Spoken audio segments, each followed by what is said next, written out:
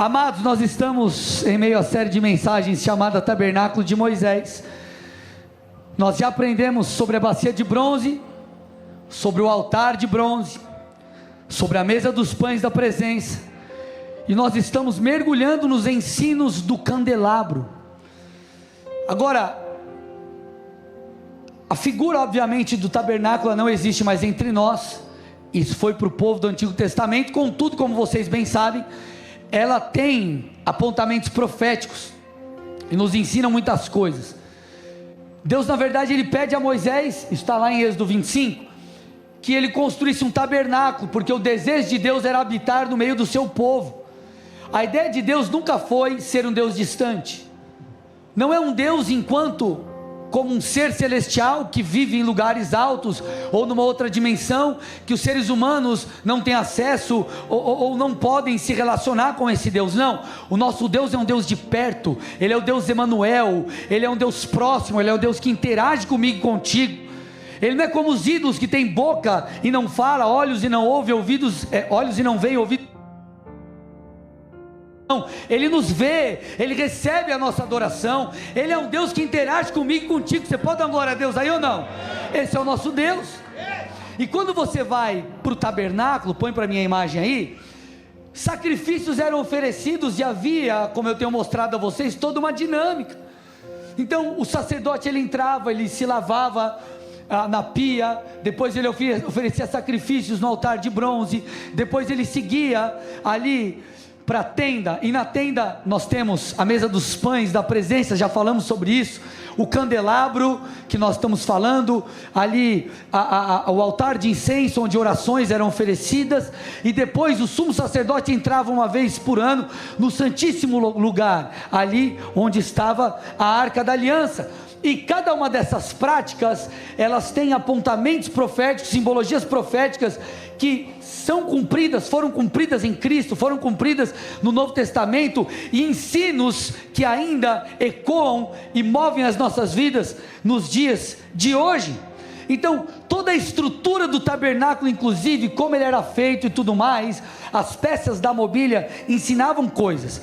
E como nós estamos estudando hoje, eu já disse, repito, põe a imagem do candelabro aí.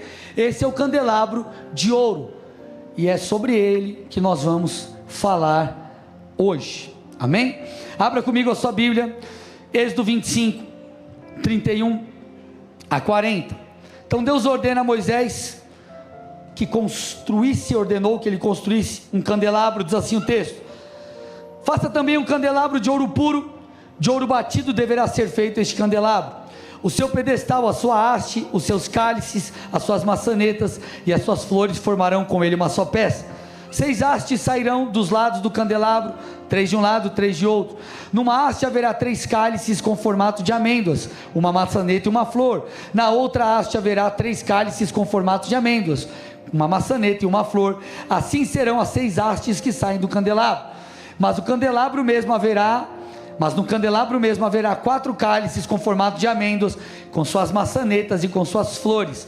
Haverá uma maçaneta sobre 2 hastes que saem dele, e ainda uma maçaneta sobre 2 outras hastes que saem dele, e ainda mais uma maçaneta sobre 2 outras hastes que saem dele. Assim se fará com as 6 hastes que saem do candelabro. As maçanetas e as hastes do candelabro formarão uma só peça com o mesmo. Tudo será uma só peça, obra batida de ouro puro. Faça também, presta atenção aqui, aumenta o retorno por favor, as 7 lâmpadas do candelabro, as quais se acenderão para iluminar o espaço diante dele. As suas tesouras de cortar pavios e os seus apagadores serão de ouro puro. Com 34 quilos de ouro puro se fará o candelabro com estes utensílios. Tenha cuidado de fazer segundo o modelo que foi mostrado a você no monte. Então, no culto anterior, nós aprendemos que o candelabro, ele fala sobre a luz de Cristo e sobre a luz da igreja. E hoje eu quero falar sobre o candelabro e a interação com o Espírito Santo. O tema da mensagem de hoje é o candelabro e o fogo do Espírito. Eita glória, ó, aleluia. Como nós vimos aqui no texto, este afirma que o candelabro, havia ali uma existência, ou existia ali na verdade 7 lâmpadas no candelabro, e essas 7 lâmpadas, elas são um apontamento profético, elas têm uma relação, elas apontam para o Espírito Santo. Como que nós sabemos disso? 2 referências nos mostram essa verdade. Primeiro, o livro de Isaías, capítulo 11, versículo 2, fala sobre os 7 espíritos que estavam sobre o Messias, representando a totalidade, a plenitude do Espírito Santo que existia, que estava sobre Jesus Cristo. Segunda coisa que mostra que essas 7 lâmpadas, elas apontavam para o Espírito Santo, era que o fogo das lâmpadas, esse fogo das lâmpadas, fala sobre o Espírito Santo que desceu em Atos 2, em Pentecostes, aquele Espírito que veio como línguas, como de fogo, línguas de fogo. Então nós aprendemos que, olhando para o tabernáculo, quando nós olhamos ali, aquelas 7 lâmpadas, iluminando todo o santo lugar, falam do Espírito Santo. Então o que o candelabro pode ensinar a mim e a você, de maneira prática na relação com Deus, de maneira prática na relação com o Espírito Santo? Levítico 24, 1 a 4, aqui a gente começa a destrinchar e entrar numa parte mais prática. O texto então diz: ordene aos filhos de Israel que tragam azeite puro de oliveira, azeite batido, para o candelabro, para que haja lâmpada acesa continuamente. Opa, olha lá. Na tenda do encontro fora do véu, que está diante da arca do testemunho, Arão a conservará em ordem, desde a tarde até pela manhã, continuamente diante do Senhor. Este será estatuto perpétuo, de geração em geração. Sobre o candeeiro de ouro puro, ou candelabro de ouro puro, conservará em ordem as lâmpadas diante do Senhor continuamente. O que esse texto está dizendo, queridos? O texto está dizendo que havia uma responsabilidade sobre o sumo sacerdote de manter as lâmpadas do candelabro acesa, ou acesas. Obviamente, você bem sabe, as lâmpadas naquele tempo, eles não chegavam num interruptor e ligava, não havia um disjuntor, ok? Nós estamos falando inclusive de um povo nômade. O tabernáculo, ele era montado e desmontado. Quando o povo migrava, precisava novamente erguê-lo, e tudo aquilo era movido, e as práticas, os ritos continuavam. Então eles precisavam conservar em todo o tempo, continuamente, aquelas lâmpadas acesas. Os pavios, isso está lá em Êxodo 33, 23, eles deveriam ser constantemente, devidamente aparados, porque se também eles não fossem aparados, ali no santo lugar, haveria abundância de fumaça. Põe para mim de novo a imagem lá do tabernáculo, só para você entender. Aqui parece está aberto, mas é só para uma questão didática, mas era um lugar fechado, ok? Não é um tabernáculo retrátil, você aperta o controle, ele fecha, e ele volta. Aqui é só para você entender melhor, tá? Então, isso era um local fechado, e a única luz ali existente era a luz do candelabro, e todo o ofício sacerdotal, ele era feito através ou sob essa luz. Assim como toda obra que nós realizamos em nome do Senhor é feita mediante a luz do Espírito, mediante a capacitação do Espírito, mediante o poder de Deus. Então o que nós vemos ali? Se não estivesse devidamente aparado, a fumaça, haveria fumaça ali, e o local não estaria devidamente iluminado. Pode tirar a imagem. Então o candelabro, ele deveria ser constantemente abastecido, além dos seus pavios serem cuidados, ele deveria constantemente ser abastecido de azeite, porque se o azeite não estivesse ali como um combustível, aquilo ou aquela luz se apagaria. E tanto esse pavio como o cuidado de manter abastecido com azeite, fala do que? Do zelo e da responsabilidade que eu e você precisamos ter em manter a chama da paixão por Deus acesa em nosso coração. Você precisa entender que há uma responsabilidade sobre mim e sobre você. Manter a chama do amor, da paixão por Deus, não é responsabilidade dele, é responsabilidade nossa. Você precisa compreender algo aqui, nós precisamos compreender algo, amados. Um dia todos nós fomos visitados por Deus. Nós fomos salvos porque cremos na obra de Cristo. Tomamos uma decisão de segui-lo verdadeiramente. Quando nos foi dada a oportunidade de se arrepender e confessar Cristo, nós dissemos sim, nós abraçamos essa oportunidade. Contudo, isso só foi possível porque Jesus nos encontrou. Deus, ele usou um culto, Deus usou um amigo, Deus usou uma ação evangelística, Deus fez alguma coisa, mas essa alguma coisa fez com que a mensagem do evangelho te alcançasse. Por causa disso nós respondemos. Então, na verdade, toda essa dinâmica do relacionamento espiritual começou com Deus. A Bíblia diz que nós só o amamos porque Ele nos amou primeiro. Ele nos encontrou por meio de sua graça, a graça preveniente. E esse encontro, essa visitação, acendeu uma chama em nosso coração. E quando nós respondemos, nós fomos regenerados, nós nascemos espiritualmente.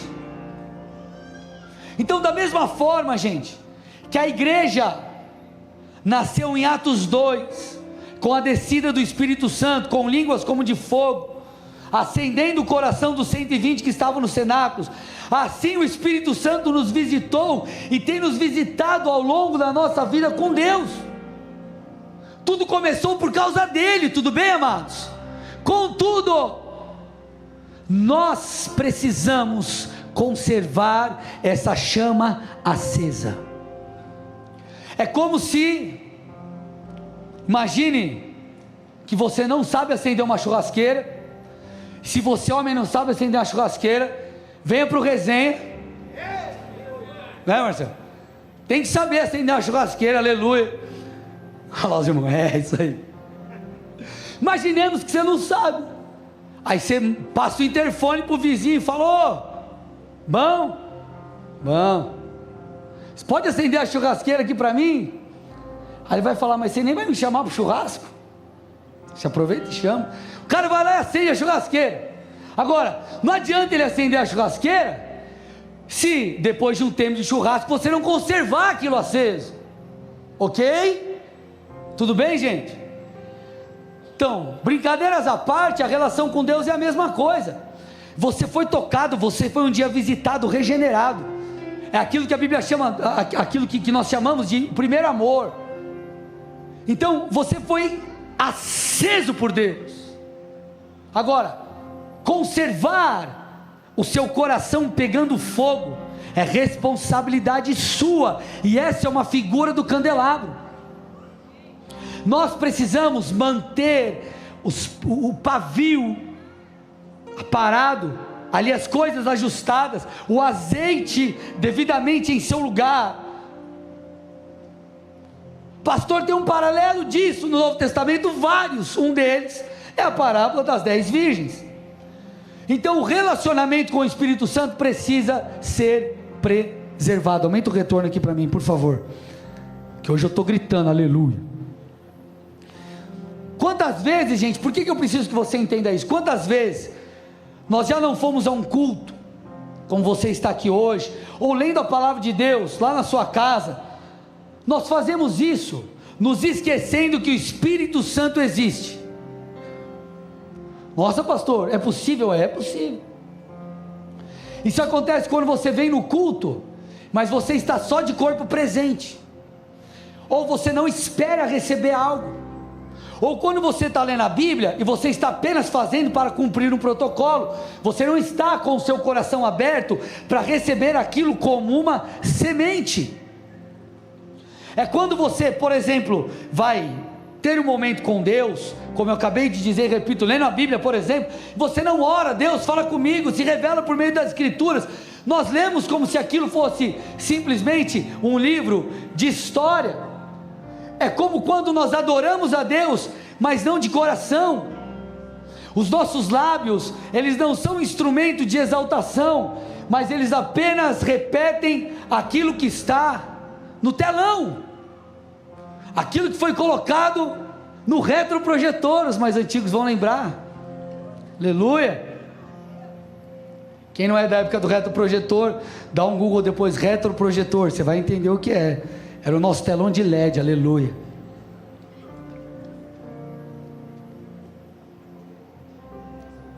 Não há vida, são práticas vazias. É como, amado, um candelabro apagado, é como um candelabro sem luz, sem azeite, não aparado, que não ilumina, mas apenas gera fumaça, não gera vida, não gera luz. Por isso que eu preciso que nessa noite você perceba a importância do papel e do relacionamento com o Espírito Santo. Queridos, Jesus disse algo estarrecedor em João 16, João 16 versículo 7, perceba o que Jesus disse, olha lá: mas eu lhes digo a verdade, é melhor, gente, quem está falando isso não é um pregador, não é um pastor, Jesus, ele está dizendo, é melhor que eu vá, porque se eu não for, o Consolador, está falando do Espírito Santo, não virá para vocês, mas se eu for, eu o enviarei a vocês. Você está entendendo que Jesus está dizendo, eu preciso ir, e é melhor que eu vá, para que o Espírito Santo venha. Talvez você, prestando atenção nisso, acredite que Jesus está falando sobre a superioridade do Espírito Santo, e não, de forma alguma. Jesus não está menosprezando o seu papel ou sua obra, e também não está dizendo que o Espírito Santo é superior a ele. A questão não é quem é maior, porque eles são um, Pai, Filho e Espírito Santo, 3 pessoas, um Deus, iguais em honra, iguais em glória. Então essa afirmação não está menosprezando a obra de Cristo, o Filho de Deus, nem superestimando o papel do Espírito Santo. Na verdade, isso fala do cumprimento, era necessário que assim fosse. O próprio Jesus disse, vocês só vão receber o Espírito se eu primeiro for. Mas na verdade, quando Jesus traz esse alerta e fala dessa forma um tanto veemente, ele está nos alertando e nos fazendo perceber a importância do papel do Espírito Santo em nossa relação com o Pai. Então ele está dizendo, preste atenção, eu estou indo, mas eu enviarei o Espírito Santo. E isso é tão importante que na continuação do texto ele explica, versículos 8 a 11, quando ele vier, ele vai convencer o mundo do pecado, da justiça e do juízo. Do pecado porque eles não creem em mim, da justiça porque eu vou para o Pai, e vocês não me verão mais, do juízo porque o príncipe deste mundo já está julgado. Eu tenho, olha agora o que ele diz, ainda muito mais para lhes dizer, mas vocês não podem suportar agora. Porém, quando o Espírito da verdade vier, e ele já veio, amém, amados, e habita no nosso interior, ele os guiará em toda a verdade. Ele falará não por si mesmo, mas dirá tudo o que ouvir, e anunciará a vocês as coisas que estão para acontecer. Então Jesus, ele dá ênfase ao ministério do Espírito. Ele diz, o Espírito de Deus, mediante o relacionamento aí com você crente, comigo e contigo, ele nos convencerá, ele nos ensinará, ele trará clareza sobre o nosso futuro, sobre o nosso chamado, orientações para o nosso dia a dia.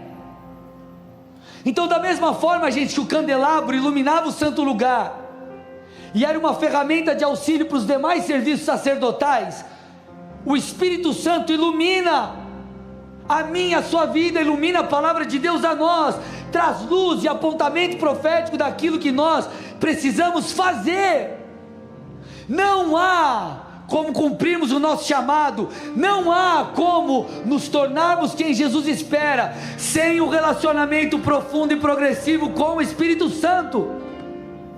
Por isso que o candelabro mostra tudo ali, a oração, ali no altar de incenso, a oração estava sendo feita através ou mediante a luz que saía do candelabro. Os pães da presença estavam diante da luz do candelabro. Nós precisamos entender a importância do Espírito Santo na minha e na sua vida. Por isso nós precisamos, amados, diariamente, escute, eu vou repetir, diariamente, manter acesa a chama do Espírito em nós. Só que, gente, existe um grande problema, e o problema é que o Senhor espera, e Ele desenhou o nosso relacionamento com Ele, para ser um relacionamento progressivo e crescente. Só que o problema está onde? Nós colocamos na conta de Deus o fato do quanto recebemos dele, e esquecemos da nossa responsabilidade no processo. Então, nós dizemos mais ou menos assim: ah não, eu só cheguei nesse lugar em Deus, ou eu só vivo essa medida em Deus, ou eu só fui santificado até aqui, ou enfim, eu só tenho isso em Deus, eu tenho essa maturidade em Deus, é porque Deus, Ele só tem isso para mim. Eu não estou dizendo que não há uma certa verdade nas etapas e degraus que Deus vai nos levando, enquanto sua soberania, mas eu preciso que você entenda muito mais, que o grande fator de distinção é a nossa responsabilidade, e o quanto nós estamos dispostos a avançarmos nesse processo. A Bíblia, passada a introdução aqui da mensagem, eu preciso que você preste muita atenção. A Bíblia, ela traz essa figura progressiva, ela é muito bem explicada através da visão do rio, lá de Ezequiel 47, 1 a 5, abra sua Bíblia comigo, Ezequiel 47, do 1 ao 5, diz assim o texto: depois disso, o homem me fez voltar à entrada do templo, e eis que saía água de debaixo do limiar do templo e corria na direção do leste, porque a fachada do templo dava para o leste. A água vinha de debaixo do lado direito do templo, do lado sul do altar. Ele me fez sair pelo portão do norte, para dar uma volta por fora até o portão exterior que dá para o leste, e eis que a água borbulhava do lado direito. O homem saiu para o leste, tendo na mão um cordel de medir, mediu 500 metros e me fez passar pela água que me dava pelos tornozelos. Mediu mais 500 metros e me fez passar pela água que me dava pelos joelhos. Mediu mais 500 metros e me fez passar pela água que agora me dava na cintura. Mediu ainda outros 500 metros e já era um rio que não podia atravessar, porque as águas tinham crescido. Eram águas que se podia nadar, um rio pelo qual não se podia passar andando. Então esse texto, obviamente há quem diga que ele vai se cumprir de alguma forma no reino futuro, de maneira literal.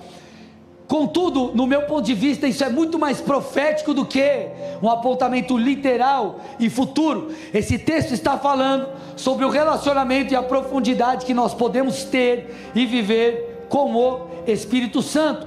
E uma das coisas que deixa isso muito claro é que, eu não sei você, mas eu nunca vi um rio que você anda 500 metros e a água está no tornozelo.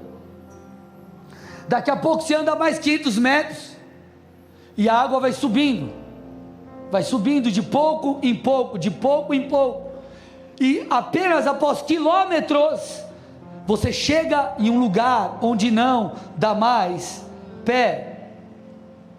Então, obviamente, esta é uma figura profética, e tanto fogo fala do Espírito, como água, rio, tudo isso são figuras do Espírito Santo, são figuras do relacionamento com Deus. E o texto deixa claro, a ideia de Deus é que eu e você cheguemos em águas profundas. Essa é a ideia de Deus. O texto está dizendo que o alvo, se você pegar aqui Ezequiel, você vai perceber, o alvo é chegar em águas profundas. Deixa eu te falar uma coisa: buscar águas profundas é aquilo que pessoas maduras fazem. Escute, ficar no raso Deixa eu ilustrar isso aqui para você. Você lembra quando você era criança e foi lá, por exemplo, à praia?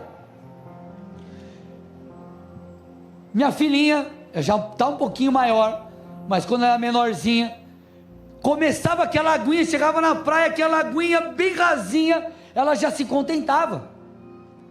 Ela não se preocupava em dar passos para lugares mais profundos. Ela pegava ali o seu baldinho, pegava suas coisinhas e ela se divertia muito ali. Contudo, conforme o tempo vai passando, meu filho já é um pouco maior, ele está com 9 anos, é isso, né? 9 anos, aleluia, glória a Deus, acertei. Oxe, aleluia, fez 9, em outubro, estou brincando, setembro. No primeiro filho, irmão, você sabe tamanho, peso. Segundo, quando você levou no pediatra a última vez? Pediatra? Já para lá, os pais de muitos filhos entendem essas coisas, mas vamos lá.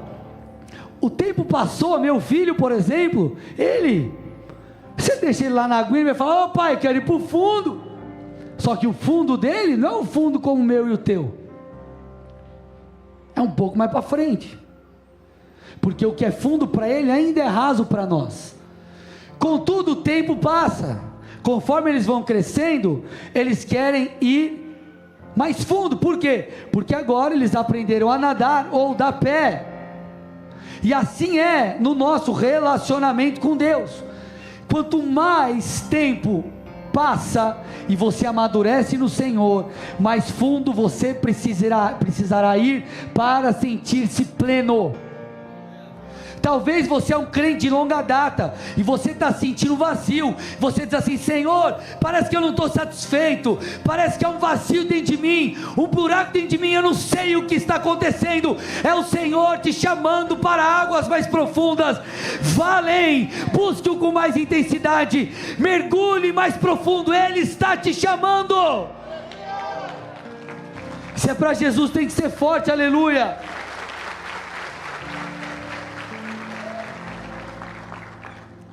Quando você começa na jornada de fé, você vai um culto aqui, outro ali, para você te supre, te satisfaz, preenche o seu vazio. Mas conforme isso acontece, você diz assim: cara, mas eu preciso de mais. Aí você começa a assistir uma pregação, ou começa a ler a sua Bíblia, aí você começa a avançar, você participa de uma célula, você começa a ir além, daqui a pouco você se interessa, você começa a ler livros, você começa a se aprofundar. Por quê? Porque isso é o que se espera de alguém que está progredindo, de alguém que está crescendo. Porque o nosso destino não são as águas rasas, mas sim os lugares profundos. Deixa eu te falar, não há tristeza maior para um crente do que os anos se passarem e ele permanecer o mesmo. Jesus nos chama a desenvolver a nossa salvação. Jesus nos chama a desenvolver o nosso relacionamento com Ele. Ele nos chama para beber dessas águas, que não são quaisquer águas, mas Ele nos chama para beber de um rio, para que rios de águas vivas fluam dentro de nós. Ele nos chama para lugares profundos, Ele nos chama para buscar dons. O que eu estou tentando te dizer? Será, e aqui eu faço uma pergunta, que você tem progredido na sua relação com Deus? Será que você tem progredido no seu relacionamento com o Senhor? Se você olhar para o início de 2023, para agora, será que você avançou nisso ou você regrediu? Você avançou ou você permaneceu na mesma? Você conhece mais a Deus? Deus tem mais de você? Ou não? Porque escute, o relacionamento com Deus precisa ser progressivo. Será que você tem ido a lugares rasos à medida que você cresce? Ou você tem sido um adulto que se satisfaz com um baldinho? Porque deixa eu falar uma coisa, é muito legal você ir para a praia e ver um bebezinho brincando. Agora imagina você sentado, com a perninha cruzada de índio assim, lá na prainha, brincando com o baldinho, irmão. Sei para você, mas para mim eu acho feio demais. Não estou falando de quando você está brincando com o teu filho, mas imagina você, chegando na praia, você chega aqui com a boinha do Bob Esponja, o baldinho do Mickey, irmão, não é bonito não. E brincadeiras à parte, para a coisa ficar mais leve, essa é a verdade, isso é algo espiritualmente, nós precisamos avaliar isso.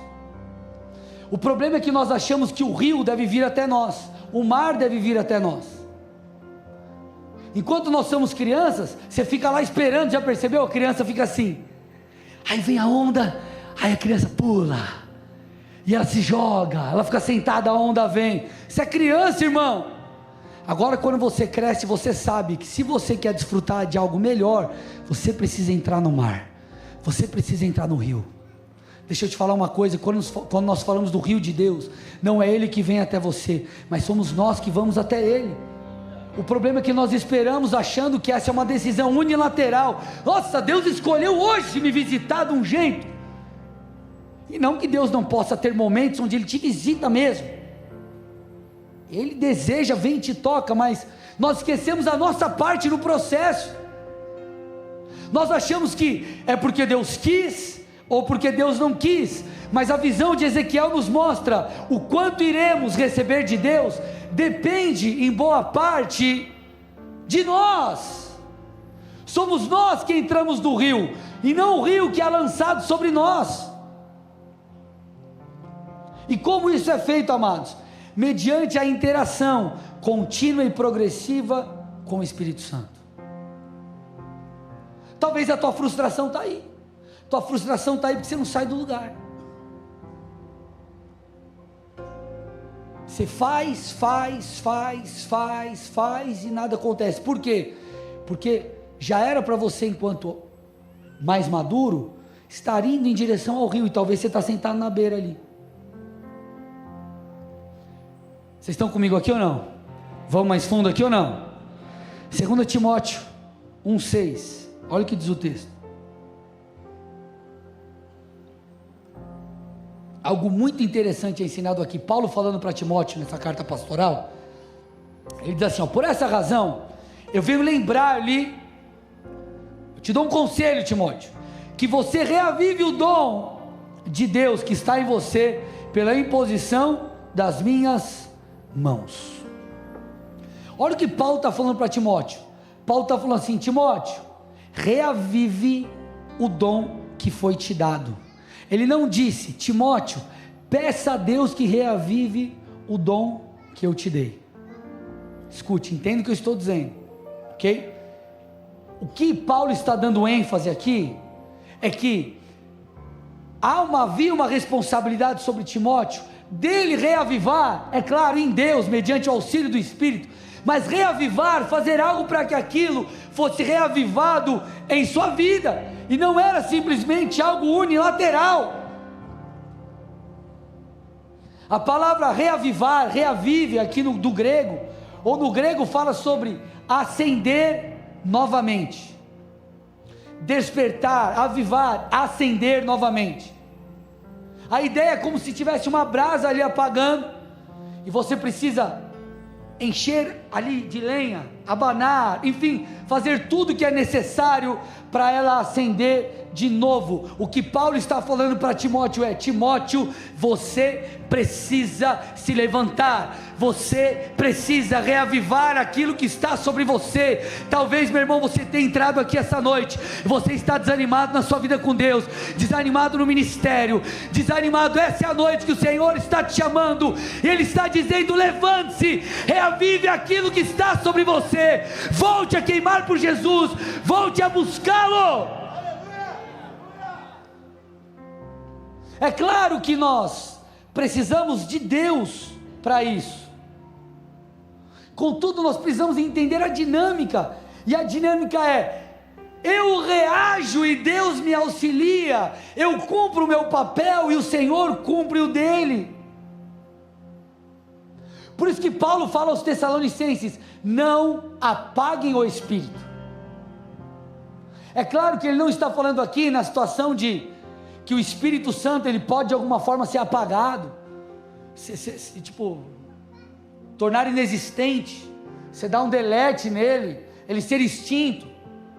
Na verdade aqui é uma metáfora, e o sentido da palavra aqui é abafar, é suprimir. Então ele está dizendo, não abafe o Espírito Santo, não suprima ele, não apague ele. O que Deus deseja, amados, na verdade é o contrário, que nós possamos dar espaço para o Espírito, que nós possamos crescer na intimidade com Ele, e que nós possamos desfrutar de um relacionamento íntimo.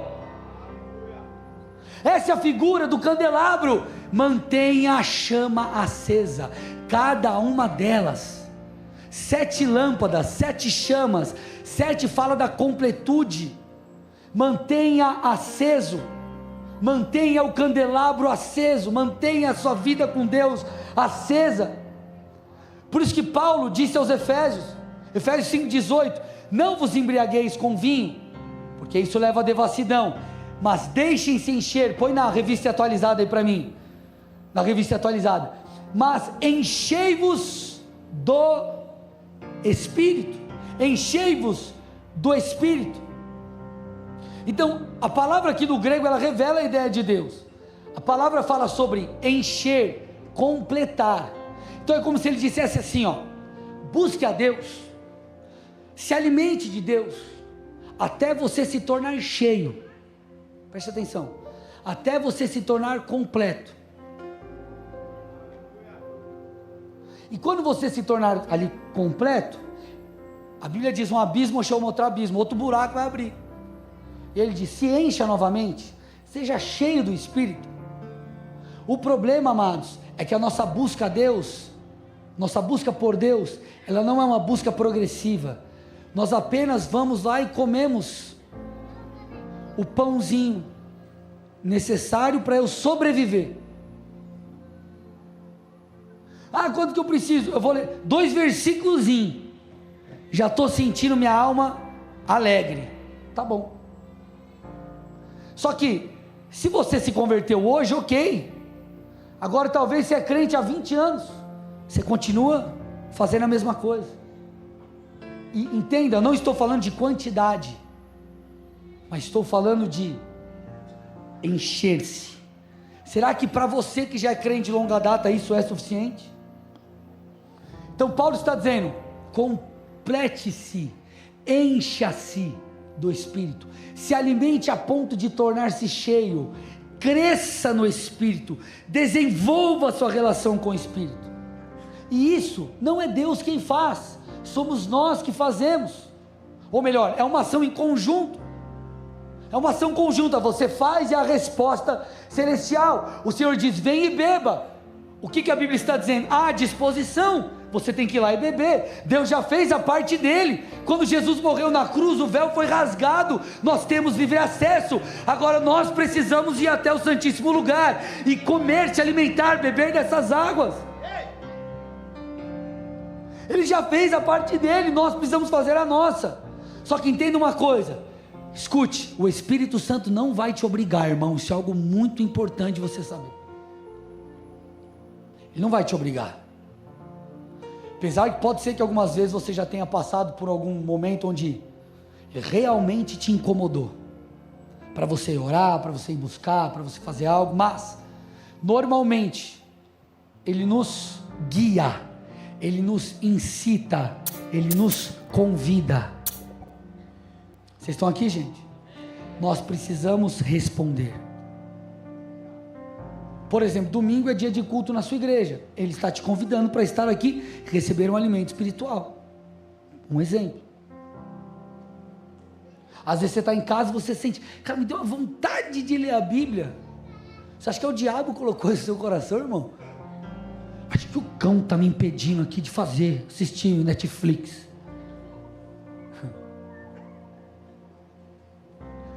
Romanos 8,14, estou indo para o final. Pois todos os que são guiados pelo Espírito de Deus, são filhos de Deus. Olha lá, os que são guiados pelo Espírito. Você lembra da visão de Ezequiel? A visão de Ezequiel fala sobre um homem que o conduzia pelas águas, 500 metros, mais 500, enfim, até que eles estivessem em águas profundas. Sabe qual é a palavra grega aqui em Romanos 8,14 para guiados? Conduzir segurando com as mãos.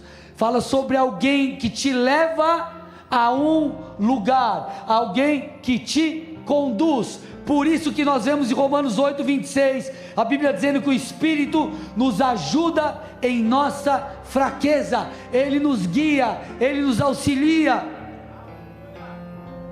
Só que, sabe qual é o grande desafio aqui, amados? Romanos 8,26, Ele nos guia, ou melhor, Ele nos ajuda em nossa fraqueza. No nosso idioma, a palavra ajudar, ela tem uma conotação diferente do grego aqui. Então, vamos imaginar lá, você está no teu trabalho, eu trabalho junto com você.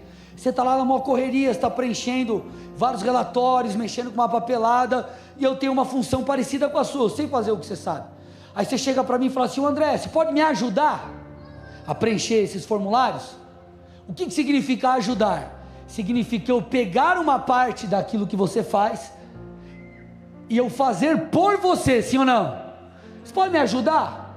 Então você ajuda e você faz no lugar da pessoa. No original grego, a palavra ajudar aqui, o Espírito nos ajuda em nossa fraqueza, tem uma outra conotação.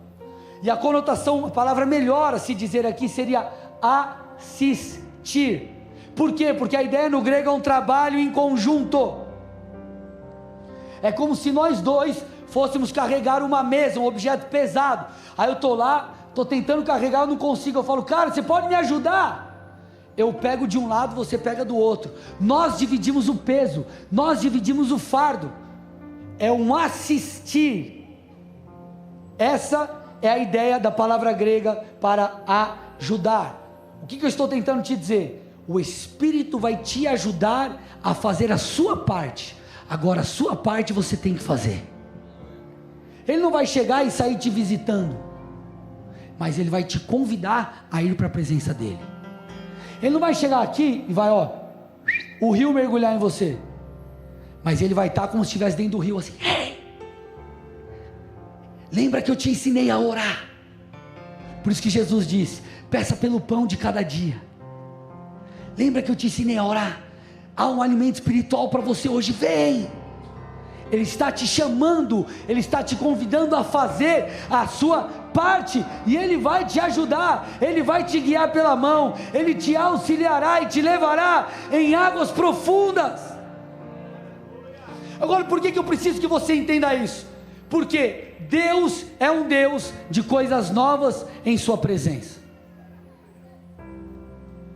Em cada estação, em cada momento que Deus nos convida, escute, tudo que nós fazemos aqui, eu enquanto pastor, eu tenho uma grande responsabilidade. Escute o que eu estou dizendo. Minha responsabilidade não é trazer uma mensagem só. Existe algo por detrás disso. Eu sei lá quantas pregações eu tenho, mas eu não jogo lá e unidunite em nome de Jesus, amém, e prego. Eu tenho que discernir o que Deus tem para nós enquanto corpo. E nós passamos por uma estação aqui que eu quero glorificar a Deus pela vida de vocês, porque foi uma paulada atrás da outra nas pregações. Defenda a sua fé. Aí começa a segunda mensagem do tabernáculo. É o bicho que corta a cabeça, o sangue. Vocês viram, vocês lembram lá, né? Do altar de sacrifício, santidade, entrega, arrependimento. E o Senhor nos falou muito conosco. Isso vem de toda a dinâmica que nós seguimos nos sedentos, Deus falando sobre maturidade, nos levando a um posicionamento diferente. Então precisa entender para onde Deus quer nos levar. E agora nós estamos em uma sequência de mensagens onde Deus quer nos visitar. Então isso é muito mais do que mais uma mensagem que eu estou falando aqui, algo que talvez você já saiba. É o Espírito de Deus falando: Bola de Neve Colombo, eu quero visitar vocês, filhos meus. Eu tenho algo para vocês nessa estação. Eu tenho algo para vocês hoje. Dê uma salva de palmas se você tem sede.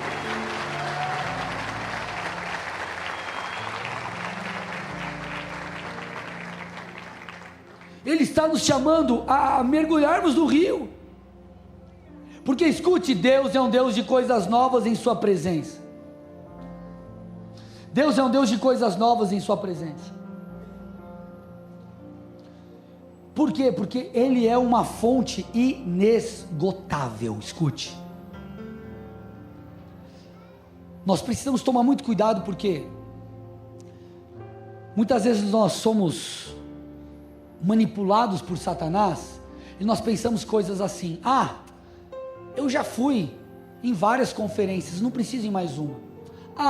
Eu já li esse livro da Bíblia, não preciso de ler de novo.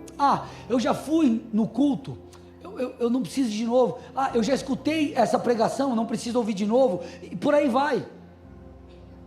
E nós achamos que Deus estará nos dando o mesmo alimento. Queridos, essa é uma ofensa contra Deus, porque Deus é uma fonte inesgotável. Você pode ler o mesmo versículo 1 milhão de vezes, Deus sempre terá algo novo para te mostrar, Ele sempre terá algo novo para fazer. Ele é um Deus de coisas novas. Deus é uma fonte, e fonte é diferente de uma piscina, por exemplo, de uma cisterna, por exemplo. A fonte, a água vem dali, ela chega a partir dali, é sempre algo novo, não é uma água parada. Parece a mesma coisa, mas não é. Você vai ler a tua Bíblia hoje, parece que é a mesma coisa que você está fazendo, você está no mesmo lugar fazendo a mesma coisa, mas é algo diferente. Por quê? Você está indo na fonte. Você olha para aquilo, parece a mesma água, mas não é, são águas diferentes. Salmos 36:9: pois em ti está a fonte da vida, na tua luz vemos a luz. Jeremias 2:13: porque o meu povo cometeu 2 males, abandonaram a mim, fonte de água viva, e cavaram cisternas rachadas que não retêm água. Então ele está falando, Deus é fonte de água viva. Então não é só uma água diferente da outra, não é só uma fonte por onde jorra, mas é água viva, ela produz vida, ela nos transforma. Cada dia na presença de Deus, nós temos a oportunidade de vivermos algo novo. Por isso que Jesus disse: eu vim para que vocês tenham vida, e vida em abundância. O que é abundância? É além do necessário, é mais do que aquilo que você precisa. E talvez você está preocupado: quanto será que eu preciso só para sobreviver na minha vida espiritual? É um versículozinho, é uma oraçãozinha, e Deus está nos chamando para abundar, para ter além, para ter mais. O próprio candelabro, eu já disse e repito, ele fala sobre essa vida completa no Espírito, fala sobre a abundância, sobre a plenitude, porque eram 7 lâmpadas, 7 aponta para algo completo. Então, candelabro, luz, plenitude, tudo aquilo que nós precisamos. Enquanto para alguns, amados, as disciplinas espirituais são um peso. Tem que orar, tem que adorar, tem que ir para o culto, meu Deus do céu, tem que ler a Bíblia, que difícil.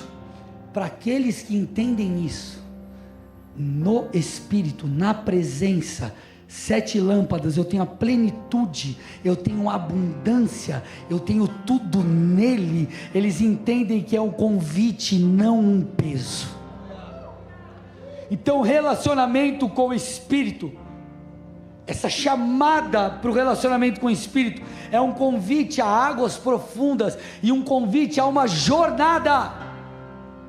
Você, quando entrega a sua vida a Jesus, você só começa algo que vai terminar quando você estiver com o Senhor. Deus quer que hoje, talvez hoje você está se alegrando com as águas rasas, mas Deus quer que você avance. Isso depende de você, não depende de Deus.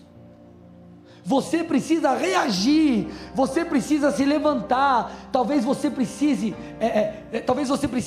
aparar o pavio que está queimado. Talvez você precise acertar coisas com Deus. Talvez você está olhando para aquele pavio que está apagado, você está olhando e falando: um dia eu queimei por Jesus, um dia eu fui usado por Deus. São lembranças do passado. Deixa eu te falar uma coisa, nós olhamos para o passado e nós podemos aprender muito com ele, mas Deus quer que você olhe para frente e continue buscando coisas novas, porque o Deus que te usou ontem é aquele que quer continuar te usando hoje e te usar amanhã. Então corta esse pavio, irmão, ajusta essas coisas, acerta o que precisa ser acertado, se conserta com Deus, coloca azeite, volta para a presença, porque Ele quer trazer luz. Ele não quer apenas 2 lâmpadas acesas, Ele quer as 7, Ele quer a plenitude, Ele quer tudo de você. Então eu te pergunto nessa noite, estou terminando, será que você não precisa reavivar a sua paixão por Deus? Será que você não precisa reacender a chama? Talvez você está nessa situação, você está apagado, você está cambaleando. Hoje você vai ter que dar uma resposta. É hoje, irmão, não é amanhã, é hoje. Talvez você vai ter que ajustar ali, ó, pavio. Eu vou voltar, Senhor. Eu vou voltar. Pastor, eu não tenho força. Você tem, sabe o que você tem? Porque quando a palavra é liberada, ela gera vida. Então não deixe Satanás falar que você não consegue, você consegue sim. E você hoje vai dar a resposta certa para reavivar aquilo que estava apagado. Agora, você que já está queimando por Jesus, deixa eu te falar uma coisa. Ele está do outro lado te ajudando a segurar o peso, e Ele está te puxando para que você caminhe mais 500 metros. Ele não quer que você fique nesse nível, Ele quer que você vá além. Ele quer que você o conheça mais. Ele quer que você tenha novas experiências.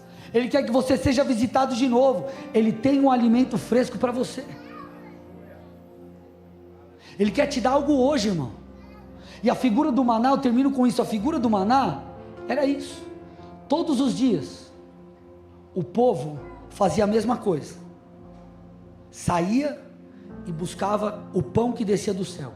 Fazia a mesma coisa, mas era um pão diferente a cada dia. Aí sabe o que Jesus disse? Eu sou o pão vivo que desceu do céu. Se você vai até Ele, Ele sacia a sua fome, Ele mata a sua sede. Mas detalhe, o tipo de alimento que você vai receber é diferente. Agora, isso depende da sua entrega, isso depende da sua busca. A Bíblia diz: chegai-vos a Deus, e Ele se chegará a vós outros. E nós vamos fazer isso agora, em nome de Jesus. Feche seus olhos e curve sua cabeça em nome de Jesus.